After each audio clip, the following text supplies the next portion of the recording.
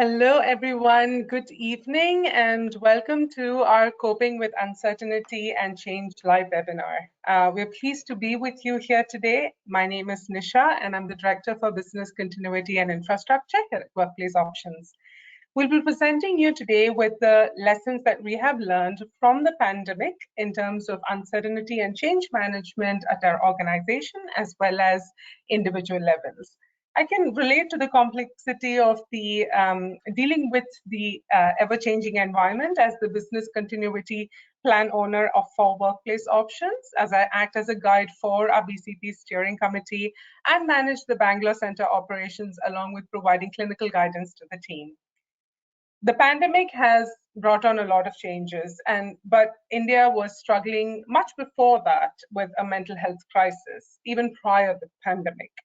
In 2017, over 197 people in India had a diagnosed mental disorder out of a population of 1.3 billion. And this included 45.7 million people with depressive disorders and 44.9 million people with anxiety disorders, according to a study that was published in a medical journal called The Lancet. Now you can imagine these numbers are despite the stereotypes and despite a lot of numbers actually going unrecorded. And since the pandemic, India's underlying mental health crisis has even worsened. Many Indians are struggling to cope with the mental fallout of the prolonged pandemic. The pandemic has changed every aspect that we live, and the handling a lot of change in this short period essentially brings in a sense of loss. This loss then results in collective grief, and that needs to be addressed for both personal and organizational resiliency. Before we start the panel discussion today, I will go over a couple of housekeeping points. We will have time at the end of the session to answer any questions you may have, so we encourage you to send in your questions through the chat box on your screen. And please also note that this recorded session, the recorded version of the session, will be made available to all of the attendees. So you could either rewatch it later on, or you could also make it available for your teams to watch at a future time. I would like to introduce our panelists today. We are happy to be joined by Sangeeta Chandran, who is the Head of Safety and Wellbeing Programs and Global Head of TCS Cares, the Mental Health and Wellbeing Program at Tata Consultancy Services. She's a certified integrative counseling therapist and founder of Dandelion's Talk, an initiative to promote mental and emotional health awareness and support. In her over 20 years of experience, she has worked in the education, hospitality, BPS, and technology industries. She has a span of experience in corporate communications, CSR, diversity, ethics, and safety and well-being. She serves as a member of several industry bodies for health and well-being in the country and is the council member for mental health for the CII National Council for India. Thank you for joining us today, Sangeeta. Very, very pleased to have you with us. We're also joined by Sunita Wazir, the Senior Manager of Global Wellbeing at Unilever. Sunita is a Mumbai-based human resources and leadership development professional with 26 years of industry experience. Having completed her double Masters of Commerce from the University of Mumbai, followed by her Masters in HR from Narsi Monjee Institute of Management Studies, she took off on a jet-setting international career with US-based Delta Airlines in general management. In 2008, Sunita embarked on her second career as an HR and OD strategist, leading large company-wide change projects with organizations including Hindustan Unilever and the Tata Sons Group Human Resources, working on simplification, process change, talent acquisition, talent management, business process, re-engineering, and leadership development.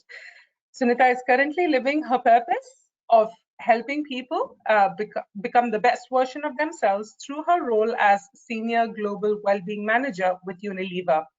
While honing her skills in HR strategy, she's deeply passionate about enabling mental health and landing diversity and inclusion initiatives, and is especially committed to building an equitable workspace for persons with disabilities. She enjoys mentoring young leaders and is supportive of gender balance initiatives in every sphere of life. Thank you for joining us today, Sunita. I was very happy and glad to meet both of you the other day. From Workplace Options, we have Maullika Sharma, our Director of Bespoke Learning Solutions. Maullika holds a master's degree in psychology and has been a counselor since 2007. She's only the second certified EAP professional in India and has been with WPO since 2013. She's a counselor, a national board certified health and wellness coach, and a trainer. Maullika is a regular writer and speaker on topics of mental health and emotional health and well-being. She has a column in the Deccan Herald which addresses questions from students and young adults. She has also written and spoken on various issues related to mental health here in the workplace. Thank you for joining us, Maullika. And thank you all and welcome everyone. So starting into the panel discussion, I would like everyone to know that we will be discussing how organizations today are mitigating burnout, the blending of the work and home model, and preparing for a future where employees require flexibility from companies. Sunita, if you don't mind starting first, can you let us know how your organization's working model has evolved during this pandemic? Absolutely. Thanks, Nisha, and thanks everyone for for being here, listening to us, and just loving the energy on this panel. Such fantastic people to speak here with. So, looking forward to the next half hour or so with the conversation. So let's talk a little bit about what happened with the pandemic, right? We've all heard this line: "We're all in the same storm, but we're in very different boats."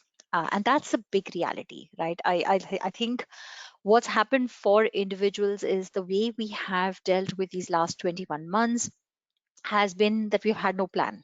I mean, there was just no organization could have had a plan in advance of this. We didn't know this was unprecedented. It was a hopefully once in a lifetime situation. Fingers crossed it stays that way. But what it meant was we needed to provide support to people, and we needed to provide it really quickly when March 2020 hit us.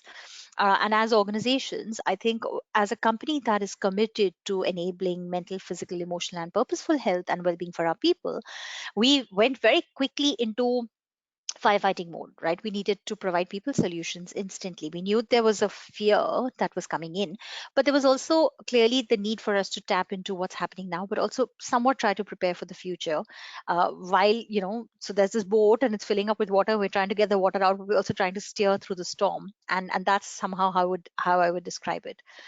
We fortunately have a very clear mental health framework outside of our well-being framework as well, and in that I think what we work on is ensuring that culturally we're wired right, but also our leadership plays the role modeling role. There is lots of storytelling and everything.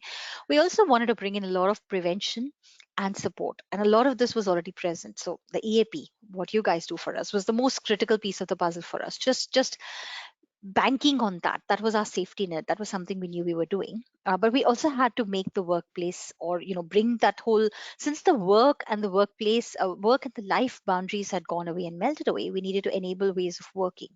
And that's where we went very quickly. I've heard a number of jokes, seen all these memes of how IT and HR became best friends overnight, and we had to find solutions for people. Obviously we adapted to that. But I think the one thing that we kept doing a lot is we kept talking to people, we kept listening to people and evolving how we were making work happen. And these, they haven't been an easy 21 months, but I think what we've been able to do is we focused a lot on things like energy management, on focus and prioritization. We also enabled our leaders to really get prepared to help people in this discontinuous way of working in this sort of evolving world. And I think the one thing that has come through is that how much ever support you put in, there is no one size fits all approach. So while we brought in a lot of solutions, we needed to make them very adaptable. They had to be very open. And that's another thing that came through. We left it to the contracting of the relationship between the employee and their immediate leader. While there may be top leaders who are very open minded, and while there are business goals, it's this workplace relationship that really fosters, how people feel about work, how they cope.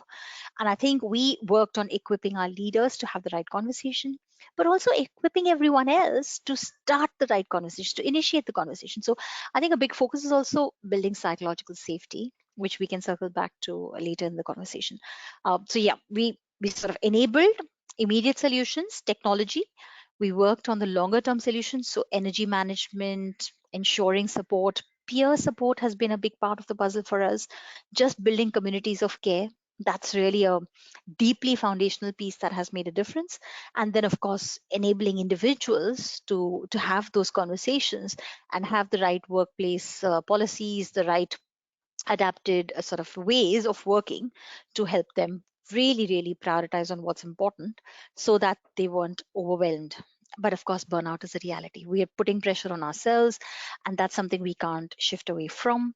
And so providing them then the support that they need if that happens. So just making sure that we look at what we can do to prevent it, but then also help people with solutions so that they can better manage their work lives.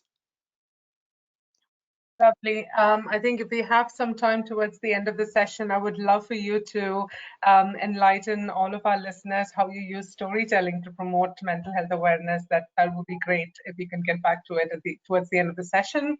Sangeeta, would you like to contribute? Sure. Thank you so much, Nisha. And just picking up from what Sunita said, I think all organizations of responsibility, like whether it's TCS, whether it's Unilever, we're organizations which, have put in, certain infrastructure around various things, including mental health. For example, for us, our specific program called TCS Cares, we put it in place in 2018. We had EAP services. I think we were probably one of the first in the country to have EAP services within the country empaneled. And but that used to be something that HR did. It was available, but it wasn't really something which was in the forefront at that time. But in 2018, we just began to see that the world is sort of, the flux has begun.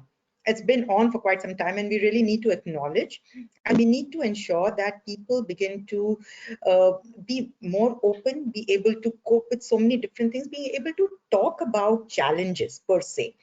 And of course, we couldn't have predicted the biggest challenge that we've ever seen in our generation, COVID, to happen. But the minute it happened, it just changed the paradigm of everything, the way we worked, right? So I think one of the biggest things that happened for an organization like TCS, where most of us worked in sequestered ODCs, because client confidentiality was a big deal. There were so many of these things, and suddenly you had people working from home, and all that sort of had to be rethought, right? So I think one of the biggest things which came out and which really helps organizations and people to run together is, one is trust, which has to be there. We have to display trust. We have to expect our people to rise to that trust. And I think for most part, everywhere across the world, we're seeing that that's actually happening, right? I mean, we don't necessarily have to have a manager looking over our shoulders or having very severe IT restrictions to ensure information security or anything, because we have many things which are in place to help create that flexibility, help manage business in a beautiful way. For example, we have at TCS, we have something called SBWS, Secure Borderless Workspaces, which is, we are IT companies, so obviously we have IT solutions which really, work to help us in so many ways. So SBWS really helps our, various support functions, whether it's HR, IT, admin, business, to support associates in the here and now where they are in terms of every need that they have. So while there, you have IT, but ultimately, IT can only work if there is a human touch. And for that, we've had all our people, the way the organization geared up to address every human challenge, every human need. So I think the biggest thing has been the way, needs have been looked at and met with the speed that it has required, because, things have changed literally every week, every day. And so for the leadership from the top to take a look, literally be on calls, every day to see what is happening, what are the needs of our people, the need different diverse, the diverse workforce, because everybody, as Sunita was saying, one size does not fit all. And so what are the different needs of different people, to look at that and provide solutions for that. Of course, working from home, trust is there, flexibility is there. And also it has meant blurring of the work on and off time, right? I don't like to call it work-life balance, because that's not what it is. So work on and off time has really been something which, boundaries have blurred. People have found it very challenging to sort of deal with that, whether it was on a personal level, whether it was organizational pushes. So, how do people deal with that? How do our managers understand the different challenges of people? How do they work within those boundaries? So these have been some of the things which are, in the changing workplace and the way the workplace has evolved. These are just, we are literally scratching the surface right now with everything that we're talking about. But these are some of the main, big points in which the organization has changed, I think. And we can talk further as we move along. Lovely, lovely. Maullika, would you like to speak to workplace options change and what changes you have seen in this last year and a half? Yeah, Nisha, thanks. So I think there's been a lot of change within our organization as well, in terms of, like everybody else, having to move to a remote working model. And actually concluding that the remote working model is really working quite well. I mean, to know that I don't think anybody thought it was possible earlier, but now people are coming around to the point that it is possible and it doesn't really matter where you are. So that's been the big change.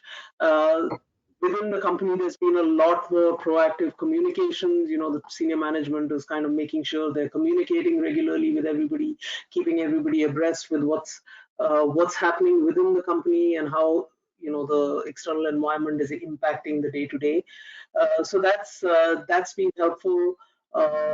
There's been a lot of emphasis on internal communication within teams, the creation of, using of Yammer as a more effective platform so that people stay engaged, and issues really unrelated to work, whether it's fitness, whether it's cooking, whether it's hobbies, whether it's de-stressing, whether it's growth.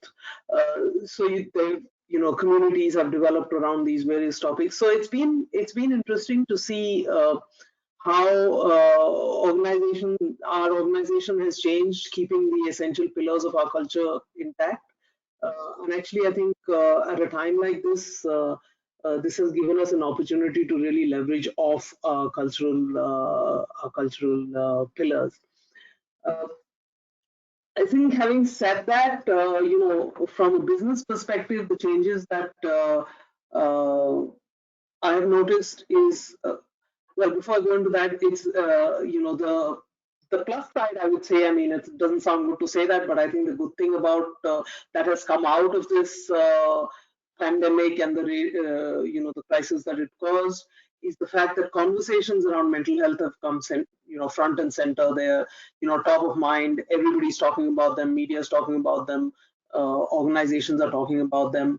So those conversations have become much more active, much more vibrant, much more proactive. People are wanting to do something. In terms of what that has meant for us in terms of service delivery, I think the number of training requests we get have significantly increased. In fact, our training team has grown almost 3 times during this pandemic period, just to handle the increased volume of requests that we are getting, because organizations are waking up to the fact that awareness around mental health issues is really important, and they are also recognizing that managers are not equipped to handle these conversations. They're really well equipped to handle, leadership, and handle, projects, and handle growth, and handle business, and meeting targets, and all of that. But this has never really been an area that anyone has really focused on in terms of, like a basic management skill that a leader should possess.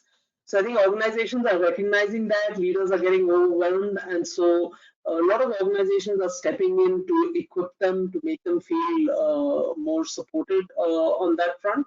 So that's been great. The other unique characteristic about this time is really that while we do want managers to be supportive and managers want to be supportive of their employees, it's important to recognize that managers are going through the same emotional challenges. So this is like the first time that each and every one of us is facing the same challenges, yet uniquely different. And so it's not that somebody is struggling and I want to be there for them, but I'm also struggling and I need to be there for me too. And sometimes managers, in the desire to help and the desire to support their teams and the feel, as a leader feeling that they need to be there to support their teams, they kind of don't give themselves permission to take care of themselves as well. And so recognizing the importance of self-care, learning how to do it, giving them the permission to give themselves the permission to time out. So those have been some of the things that have been different at this time. Yeah, I think even we had, even our supervisors really asking us sort of, of course, how is the team doing, and are there needs that they have that we can help with, but also how are you doing? What is happening with you? What is happening at home? What is, how is this impacting you? And I think that question to managers are very, very essential. Great point, Maullika, Sangeeta, and Sunita. So I think all of you kind of touched upon it in some way or the other. We sort of were in a space pre-pandemic, in a space of, no, we can't work from home. What happens to data? What happens to productivity? What happens to, all of these things? And employees always wanted to work from home because of convenience, and especially like in a place like Bangalore, traffic. And, so I think both spaces were in a no or yes for work from home. However, this pandemic kind of pushed us to be in this space, and now employees are sort of also like, yeah, work from home is great, but I would like to work from office too. I need that connection. I need that sort of bonding with my colleagues, and I want to see somebody else. And employees also kind of has started to recognize that work from home is not that bad after all. Like, it does help with productivity. It does help with all of these things. So and Sangeeta had mentioned a bit about how your SBWS system and how to work together. Managers should have trust and flexibility to work on and off. What are some of the skills that you would say managers need to develop to lead these hybrid teams? Monika also mentioned how the trainings have increased in this aspect. What are 2 or 3 skills that you think every manager should equip themselves with? So asking, Nisha? Sorry, Monika, you can go ahead. Oh, me? Okay. So I think the first and foremost thing is how to have those conversations. How to prioritize people over performance, how to listen, and how to listen without feeling the need to solve the problem. People immediately jump into this. Okay, somebody's come to me with a problem, I need to solve it. But very often we don't have a solution, and the real thing that we can offer is just to be able to listen to them and provide them that comfort, provide them that non-judgmental space where they can express themselves. And I think each one of us can do that. It's just that we never realize its importance. We don't know how to do that, and we just don't think that it's valuable. So I think that's the biggest thing. It comes as a real surprise in many of the trainings to managers. What does listening really mean? It's I think they're so tuned to solving problems that the immediate response is, I need to get into problem solving mode. The reality is that I can't really solve another person's problem. I can just be there with them while they try and figure out what will work. And I think that's the difference that that people need to be kind of aware of. Lovely, lovely. Sangeeta, would you like to go next? Yeah, sure. So, I think Maullika touched upon like several of the things, related especially to people who lead and people who are responsible for other people, right? So, and I think that is a big one, right? Because truly, team leaders, managers, senior leaders, all are like the, ghar ke bade, people who just take care of other people, right? And nobody really is, sort of looking out for them, and which is fine in times when there is a short-term spike of stress or there's a short-term challenge, right? But this challenge has just been it's been like unsurmountable to some extent, right? And so it's like a rubber band which has been stretched and stretched and stretched and never been released, and that is something which our leaders really do need help with and do really need. And I think one of the things is that the factor of being authentic and vulnerable, to show your human face, to say that it is okay and I don't have all the answers, and to actually be able to do that. It takes a lot, right, for a manager to show that face, because expectation is that I'm this pillar of strength and I'm Superman, and but ultimately they need downtime too. And the other part is, we speak a lot about resilience, and whether it is personal resilience, whether it's an organization which builds various factors of resilience around it, or just being centered within yourself. And these are attributes which are very personal, but ultimately they show up in different ways, whether it is your work, whether it is the way you interact with your family, whether you interact with your peers, with your teams, what kind of stresses do you pass down. So so I think centeredness, authenticity, resilience, and finally, helping people to develop empathy for other people, people who work with them, their teams. It's very easy to demonstrate empathy for people, who are not related to the work that you do. But when you have a deadline and you feel that you have to meet it, and the only way is to push your team, and your team for some reason there are various issues which are happening, how do you deal with that? You won't be able to unless you are really strong within, unless you're centered within. So I think these are some of the things which a leader now, the leader of today, really needs, right? So a leader of today is not the sort of a swaggering, swashbuckling, the kind of power figure which used to be as a leader, but somebody who really looks rooted, feels human. That's the kind of leader that we look for now, and I think those are the qualities which people will have to develop as leaders. And it is really important for organizations to help them do that, because this is not something, it's like a muscle, right? You can't, it's not something which happens overnight. So it'll take practice, it'll take learning, it'll take awareness, it'll take consciousness. It'll take many falling down and then getting up to do that. But over a period of time, hopefully, we will move towards a world which is looking for leaders like that. And the other thing I think is that it's not just about leaders, right? I mean, we need to develop these qualities, especially empathy and inclusion, across the spectrum within the organization, right? So people with different diverse needs, whether it is, women, whether it is working mothers, whether it is people who taking care of the elders at home, whether it is people with different kinds of challenges, whether it is so different levels of responsibilities, everything. And unless you develop that sense of empathy, so just because you happen to be associate down the stream, it's not enough for that person to say, I'll do my work and I expect the organization to provide this, right? The ability of the person to be able to understand what challenges their leaders are going through, what are the limitations that are there in the system, is important even at that level.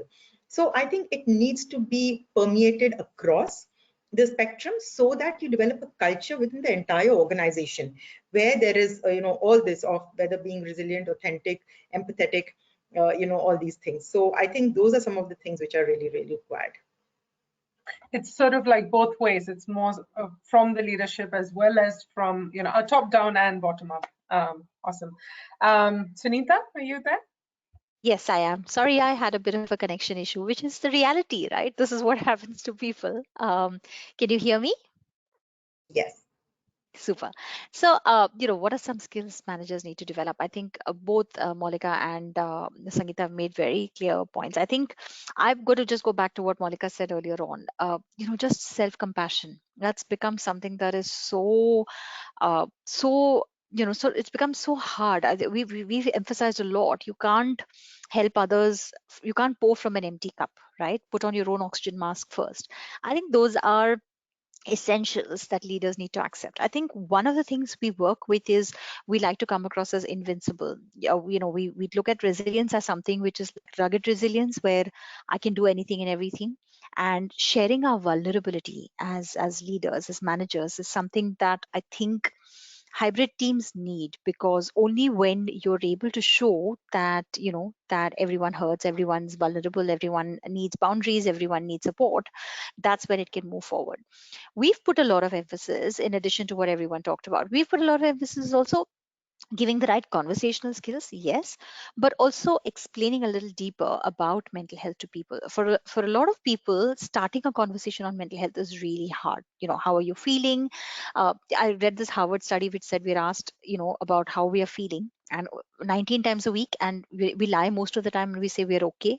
But going beyond that, right, so just conversation building, non-judgmental listening, those are some of the things we talked about. We also equipped our leaders quite a lot on having the conversations on grief, bereavement, and I think those are all of that adds up to educating ourselves, to getting the right education on having the right mental health conversations, right conversations on hybrid, right conversations on personal issues and stories and cases. So that's just some of the additional things I think that managers need to develop skills in: caring for themselves, caring for others, and that's been an area of focus for us. Thanks. Thank you. Just to add to what Sunita said just briefly about this, how are you? And we asked like 19 times a day. Apparently, in UK, I heard recently that there was a campaign where which was telling you that you should ask that question twice, because the first time you ask it is just like a good morning, hello. Nobody really pays attention or bothers to answer it. So if you really want to find out how somebody is feeling, you need to follow up with the same question being asked again, implying you are really waiting for a genuine response to that. Yeah. Absolutely. It's sort of like a, hey, how are you doing? Like, oh, all good, Yeah. all well. It's sort of like Yeah. a scripted answer, Yeah. almost like text response that we Yeah. tend to have. So Yeah. taking that moment to then say, no, like, how are you really doing, would Yeah. essentially bring that, make a Yeah. huge difference, of course. Um, and with speaking about that, we were talking about how we need to equip our managers, and Sangeeta also mentioned about top-down, bottom-up approach, and how everyone needs to be kind and empathetic and understanding of our situation and people around. How would you say your organization communicates its commitment to mental health support? Like we have discussed in the last few years, is when, and especially during the pandemic, is when mental health and the importance of this discussed more and more amongst organizations. And I know in all of the three organizations, mental health has been a conversation for many years, even pre-pandemic. But especially now, how would you say your leader, your management, your top executive team really communicates its commitment for mental health support to, be it mid-level management or the associates? Sangeeta, would you like to go? Sure, thank you. So, of course, communication is key for any time of big change, right? I mean, that is, whenever there's anything big that is happening, communication is absolutely key. And how leadership communicates during that time, outside of just the formal communication, people read between the lines, people read body language, people see, what actually happens other than just the big announcement, internally and things like that. So, especially around mental health, this time has been really essential. And quite honestly, I think, Maullika said that right at the beginning, that, mental health has finally found its seat at the high table, right? Well-being and emotional well-being and things like that. Whether it's in the boardroom, where people are asking in-depth questions around what we are doing, how people are responding, what's happening with people, all those kind of things. So those are also part of how people communicate. So, also in conversations, what are the kind of words that are being used, right? So other than a big note on, what are the various things that we do, whether it's from the CEO or the CHRO, what are the words we are willing to use? Like, for example, I remember, when it was, Suicide Prevention Month, in September. And I think suicide is a word which is very disquieting, and most people, don't like to use that word, especially in an organizational context and things like that. And I remember we were, internally within the team, we were saying that should we sort of use this word? Should we, call it something else? And we said, what, let's just use it. And we wrote a blog, and even in our overall communication around awareness about, suicide helpline, suicide prevention, we actually used the word suicide, and that went a long way. We actually had people writing in to say that, thank you for just acknowledging that this is an issue, and that the organization is willing to actually speak openly about this. So creating an environment through the various communication pieces where you create an open environment for conversations, for real conversations to happen. So whether it is formal messages, informal messages, personal connects with people, somebody who like, for example, somebody who's really feeling burnt out and put in their papers, and a leader actually calling them to find out why, and helping to understand their problems and seeing if there's something that the organization can actually do to resolve that, right? So also rewarding, recognizing people who come through during these extraordinary times. So recognizing the efforts of people who helped rescue somebody, who gone out of the way to deliver a laptop, people who come into the volunteer drives for our vaccine, that TCS ran one of the largest vaccination drives in the country. So all these are ways of the organization saying to its people that we are willing to change the conversation. We're willing to listen. We are willing to interact. We are no longer need to sweep it under the table to say, if you're going through a difficult time, it does not need to be so, right? So these are some of the things. One thing, which I wanted to, I think I shared this with you, Nisha, the other day when we were talking, was about how do we communicate, success factors in the work that we do. And we were talking about, the fact that at TCS we report something called the life saved, and we always know when we've lost someone, and that becomes a detailed HR report on what happened to that person, or sometimes we don't know what's happened to that person, but very often we don't know when we've actually helped somebody, right? So we actually put in various parameters basis which we can actually now identify that this person's life actually was in jeopardy, and something that somebody within the organization did, somebody at the EAP did, the manager did, a peer did, in recognition, help to save that life. So I think it's also about how we position any of this, because everybody is happy to come on a panel to talk about diversity, everyone is happy to talk about other aspects of CSR, but when it comes to mental health, you'll find that most of the time leaders are reluctant, or they don't really, they're scared, they don't know what they might say which might sort of upset someone. So it's a very sensitive sort of a subject, but slowly with all these sort of conversations, it's actually now something that during times like this, our leaders actually are able to come out and have conversations, and with people from across the board. So I think that is a huge story for everybody here, all of us who are talking right now, right? So I think communication is not just about leadership messages, it's about all of these things. Absolutely, 100%. Sunita? Yeah, You know, I agree with everything Sangeeta talked about. And also, in addition to that, I think the two or three things that we feel really make a difference to the communication. One is, of course, our annual storytelling campaign that I was mentioning earlier, right? For World Mental Health Day, that's our biggest campaign of the year.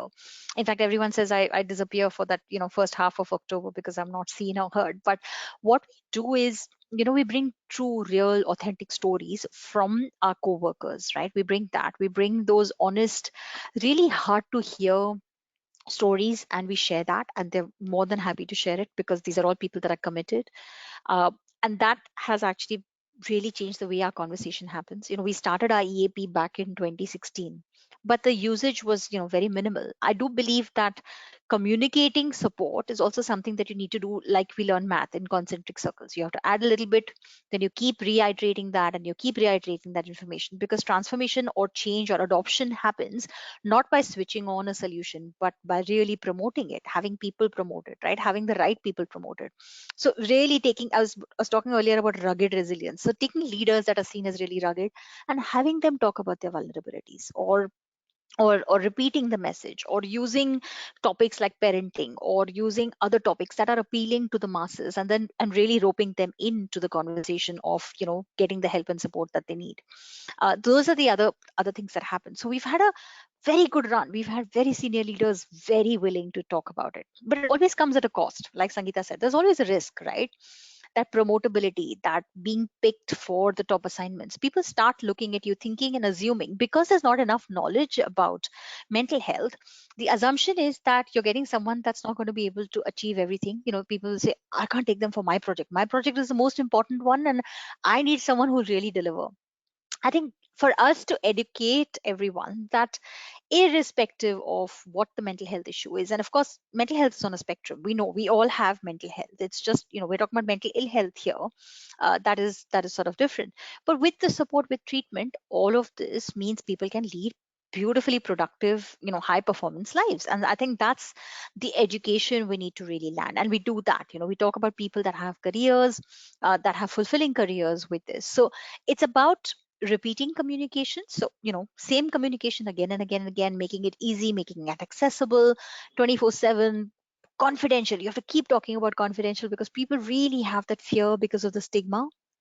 Then having stories from colleagues. And then the third one is making that support accessible. So peer to peer conversations, earlier and earlier conversations, bringing mental health to the table, giving it as much or more importance than physical health. I always use the example of 5-6 years ago when I broke my ankle. Everyone was okay to send me flowers, come over for lunch, they send me get well soon cards and everything. But if it was about mental health, people would have not felt equipped to talk. They wouldn't have felt equipped to ask me how I am. But it doesn't mean they didn't care. They cared, they just didn't have the right language. So building the language, building the sensitivity, but also building the confidence is another thing. So we've been, it's been phenomenal for us. We've had leaders that have put their strength behind communicating mental health support, but we've also had people who've used it openly, talking and sharing. And I think that's a part of nurturing that culture, making it very organic to talk about it. Today, people are okay to say, I'm really burning out. I'm stressed, I'm exhausted, I'm stretched, I Yeah. don't want to be always on. I think that's the shift we want, and that shift has started. We'll never say it's all done because there's always so much to do in the space, but I think that start has happened. lovely. And I think, as you were speaking, I just remembered how, I think end of the day, education is so important, and awareness of it is so important, because then that essentially scripts how, what the organization does, how the managers talk, how, people respond, all of that. It's sort of like like I was talking a few weeks back with somebody about a performance improvement plan. If you put somebody on a PIP with the intent of, let me do a PIP because I want to throw this person out of the company, versus I'm going to put this PIP because I really see this person is strong and this person can do it, and I want to help this person. Your intent is two different things in that case. And so you as a manager, or you as a person supporting this particular employee, will have very different actions. Your thought is different, your actions are different. What you do to support this person is then very different. So I think it again kind of comes back to awareness and how, our intent in knowing these things. And like Sangeeta mentioned, like, if somebody has a mental health concern, and then, oh, I don't want this person in my team because of ABC. So how do we kind of mitigate that? Like, how do that awareness, I think, then becomes very, very important. Lovely. Okay. And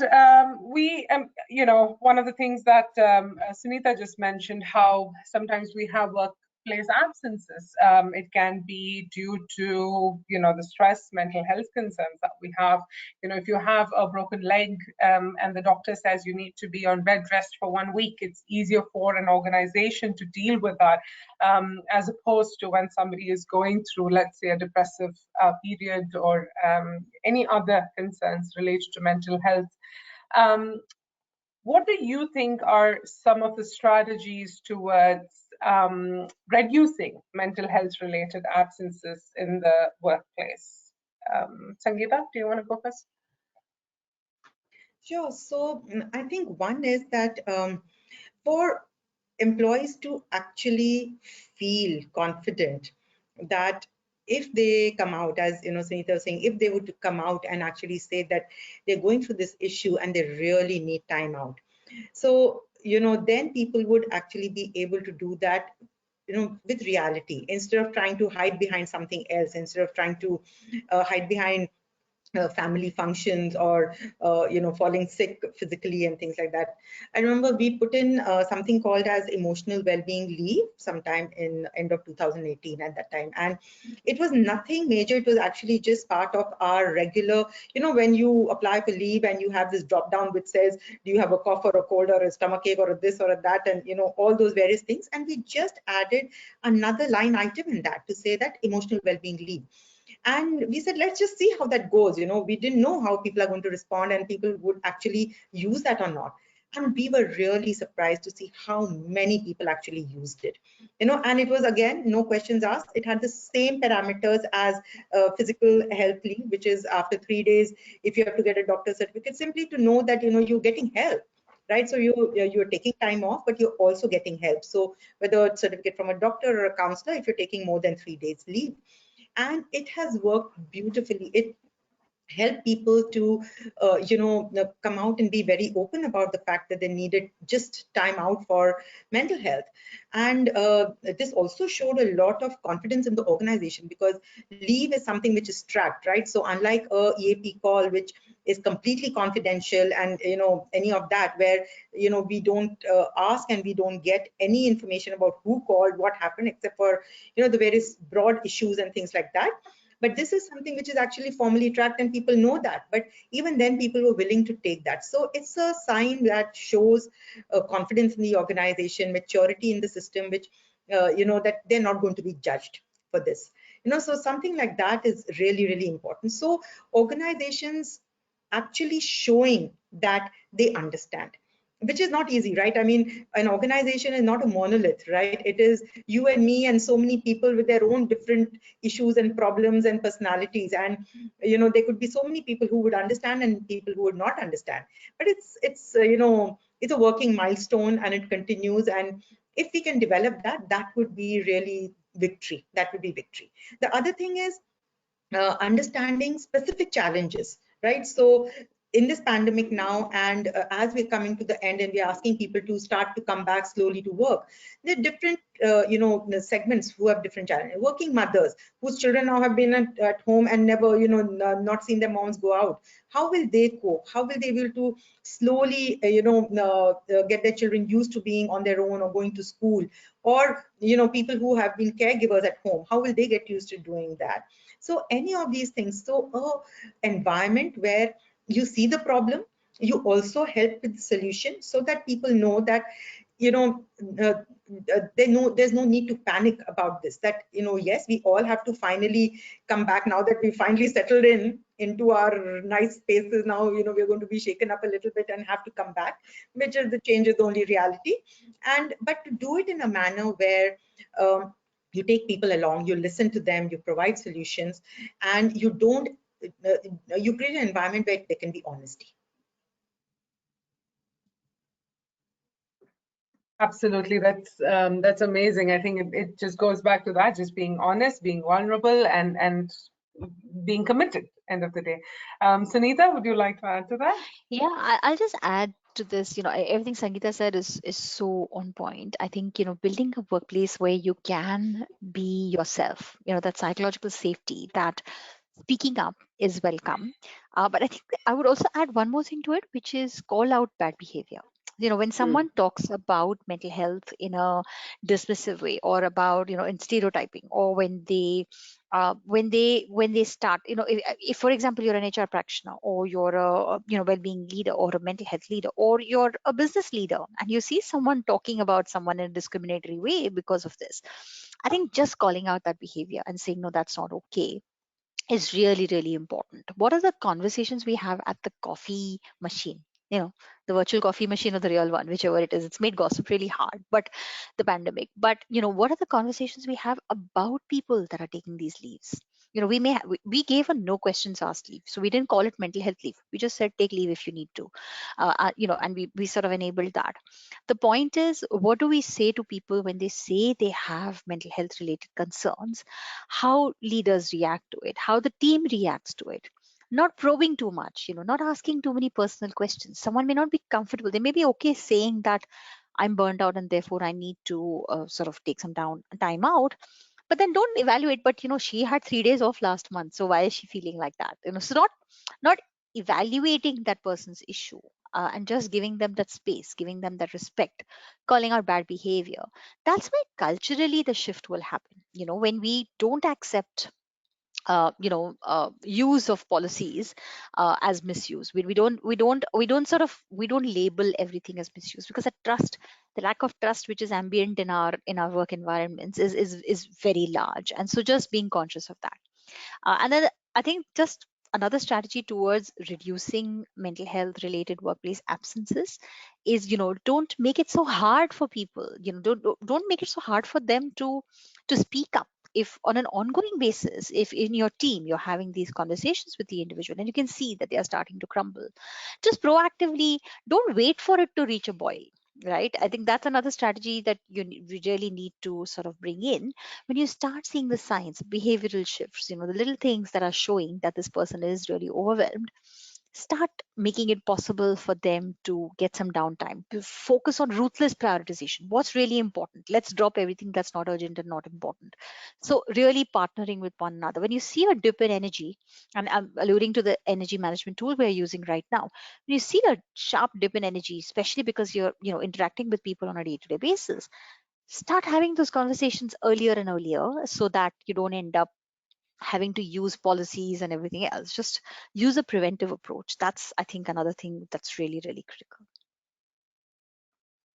Lovely. I think I'll connect with you after this session, Sunita, on that energy tool. Maullika, would you like to add? Yeah, no, I think Sangeeta and Sunita pretty much covered it. I think the important thing is for people to have the permission to speak. And it's not important. It's not only enough for them to have the permission to speak, but you also have to give them that permission to speak. They have to know that it's okay, and that message, is really effective when it comes right from the top. And sometimes top management being, making themselves vulnerable. Also, the thing about that Sangeeta mentioned about, using the word suicide. I mean, that's so important because that gives permission to people to speak, use that in their conversations, to talk about it, to communicate that yes, I can handle that conversation. If you want to talk about it, you talk. I'm happy to have that conversation with you because I can deal with it. Very often, people, are not willing to open up about that because they don't know whether you can take it or not, right? So I think all of these are really important in giving people the permission to have those conversations, to call mental health, not call it, use soft terms to peddle around the issue. And I think mental well-being is one of those terms that is being used these days to kind of, it's a much more acceptable term than saying mental health. But so I think just giving people to have those conversations, calling out bad behavior, all extremely important. Maybe communicating the message that it's okay to not be okay. Maybe starting all meetings with a 2 minute, well, how you doing kind of check-in, how you doing kind of check around the table type of thing. So there are many things that people can do uh, if the intent is right. So.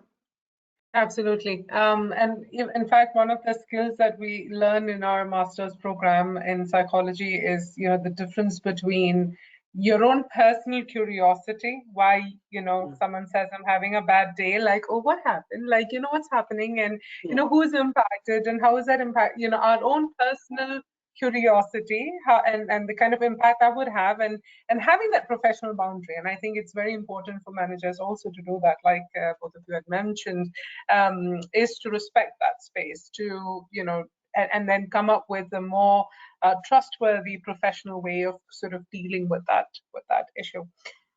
I think managers, the slight hesitation, managers either sort of stay under-involved or they get too over-involved, like to your point that you just said.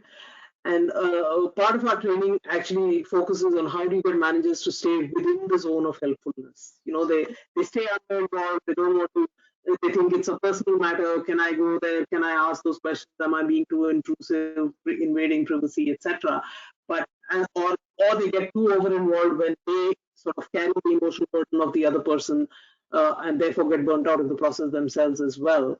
And so how do each one of us learn how to be within that zone of helpfulness where we are supporting teams? Lovely. That actually, I'm very mindful of the time. We have only another minute.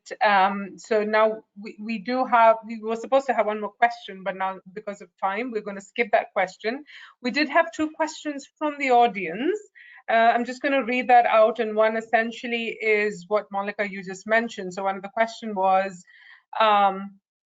as a manager, how would you approach an employee that is struggling but doesn't want to share during check-ins?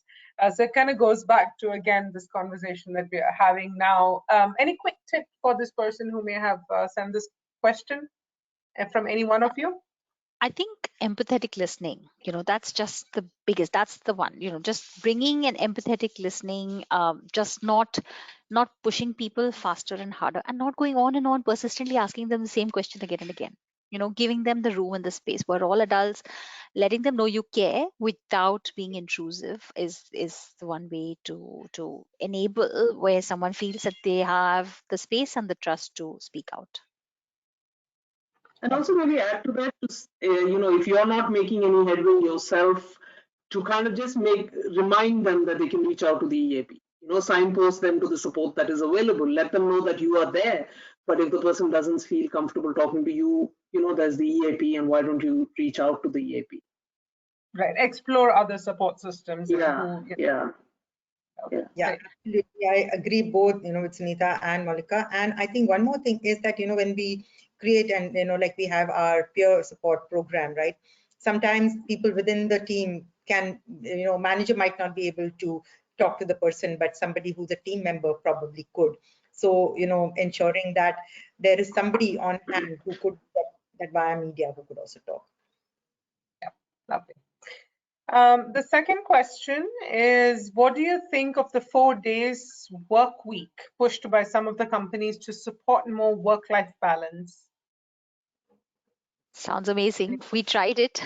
We have tried it in New Zealand. We're still looking at it. I think it's I think at some levels work is work, right? You can never say how many days it gets done in. And if anything, the pandemic has showed us how work has spilled into our personal lives and everything. I think it's a very real choice for companies like us that have people in manufacturing and sales. Obviously, it's not possible to enable it for everyone. But for people that are able to manage it, it probably has a future.